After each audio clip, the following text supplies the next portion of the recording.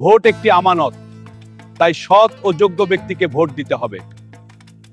আমানত মানে আল্লাহর কাছে জবাবদিহিতা করা।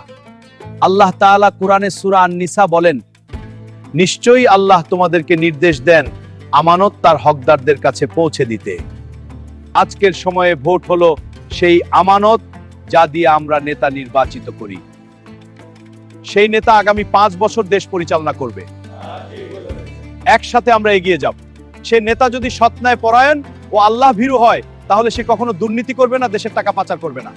আমাদের সবার উচিত এমন নেতাকে ভোট দেওয়া। অনেকেই বলে আমার একটা ভোট দিয়ে কি হবে, কিন্তু মনে রাখবেন একটা একটা করে ভোট দিয়ে নেতা হয়। ভোট মানে শুধু ব্যালট নয়, ভোট মানে সিদ্ধান্ত নেওয়া আগামী 5 বছর দেশ কার হাতে পরিচালিত হবে। আজ আপনি যাকে ভোট দিয়ে নেতা বানাবেন, কাল সে সিদ্ধান্ত নিবে দেশের আইন, শিক্ষা, দুর্নীতি, অর্থনীতি কেমন থাকবে তার উপরে নির্ভর করবে। তাই আসুন আমরা এমন ব্যক্তিকে ভোট দেই যে ইসলামের পক্ষে কাজ করবে, কোনো দুর্নীতি করবে না।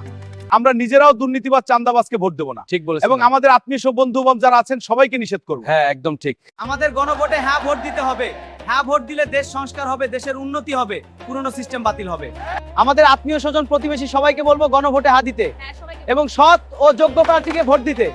ভোটে কোনো অনিয়ম দেখলে আমরা সাথে সাথে সেনাবাহিনীকে খবর দেব, নিজেরা আইন হাতে তুলে নেব না, মারামারি ঝগড়া বিবাদ করব না।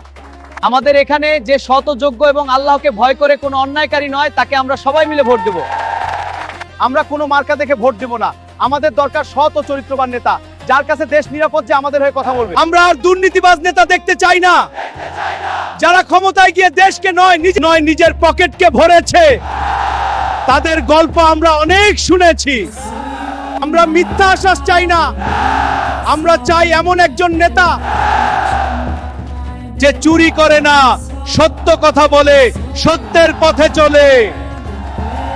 আমরা তাকেই ভোট দেব, নির্বাচিত করব। হাদি ভাইয়ের হত্যার সাথে জড়িত সকলের বিচার করতে হবে। বিচার চাই, হ্যাঁ সকলের বিচার চাই।